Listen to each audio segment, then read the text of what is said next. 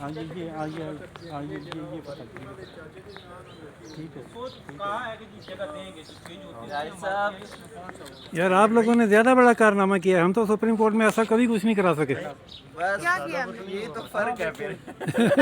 ادھر بھی یہ بھی چیز ہم بتائیں کیا کیا آپ نے؟ یہ عدالت بند کرا دیا، پولیس اسٹیٹ بنی ہوئی ہے. ہم نے کچھ نہیں کیا جی، جو کچھ کیا وکلا نے کیا، وکلا کی مہربانیوں کا جو اثر ہے وہ ہم سب بھگت رہے ہیں. تو کیا کیا وہ تو وکلا نے؟ چھٹی کر کے گھر بیٹھ گئے ہیں اور ہم دیکھیں آج بھی ڈیوٹی پہ ہیں. وکلا نے کیا کیا بتائیں؟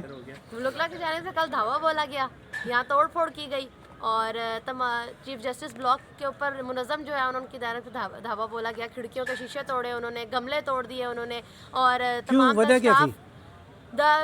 وجہ تو یہی بنی ہے کہ غیر قانونی چیمبرز تھے جنہیں گرایا گیا، اور وکلا کی جانب سے یہ کہا جا رہا ہے کہ ہمیں جو ہے کوئی نوٹس نہیں دیا گیا اور ہمارا قیمتی سامان اس میں موجود تھا، ہمارے فائلز موجود تھی، ہمارے کریئرز کو تباہ کر دیا گیا، اور ہمارے جو کلائنٹس ہیں ان کے اوریجنل ڈیٹا ہمارے پاس موجود تھا جو جس سے اب ہم ہاتھ دھو بیٹھے ہیں. تو ہمارا بڑا نقصان ہوا ہے. اگر ہمیں پہلے بتا دیا جاتا تو ہم چیمبرز خالی کر دیتے. لیکن اب جو ہے وکلا نے ایک عجیب و غریب سا ہی مطالبہ کر دیا جس میں انہوں نے کہا ہے کہ جو چیمبرز گرے ہیں وہ تو دوبارہ تعمیر کروائیں ہی کروائیں، لیکن اس کے ساتھ ساتھ جو پہلے چیمبرز گرے ہیں جو کہ فٹ بال گراؤنڈ میں تھے وہ بھی ہمیں بنا کے دیں دوبارہ.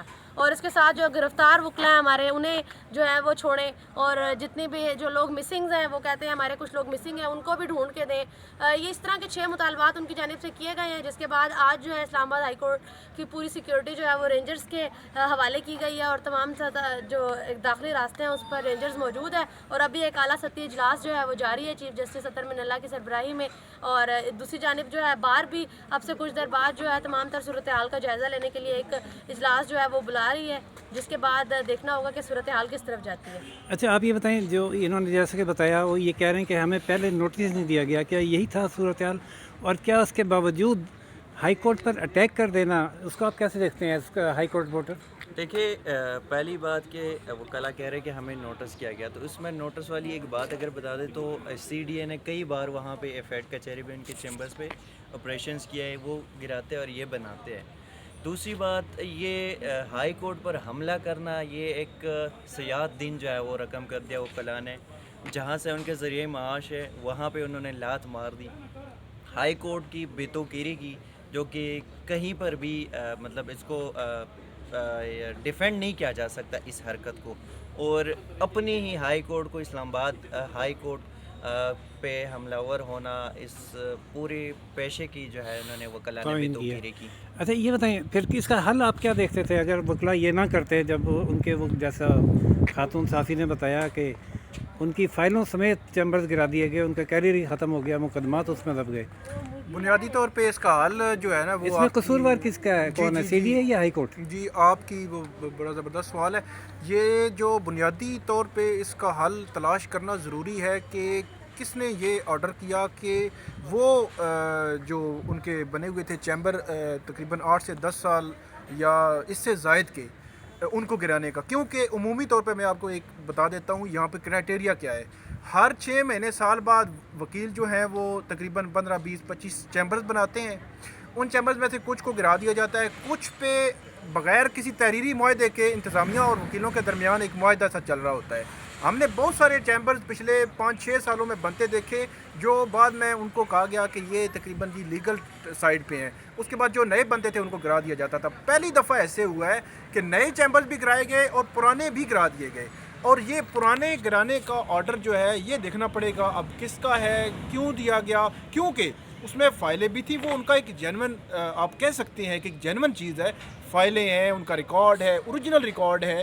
تو وہ مطلب اگر اس میں ایوریج جو وکیل کہتے ہیں کہ ہمیں 10 سے 12 لاکھ جو ہے ایک چیمبر جو پرانے ہیں ان کا خرچہ جو ہے وہ نقصان ہوا ہے. اب اس کو ڈٹرمن کرنا کہ کس نے یہ آرڈر دیا تھا. چیف جسٹس نے یقیناً یہ آرڈر دیا تھا کہ ہول اسلام آباد میں جتنے بھی یہ تجاوزات ہیں، قبضے ہیں، ان کو ختم کرائیں اور ان کو گرایا جائے. یہ اسلام آباد انتظامیہ کو یہ آرڈر تھا.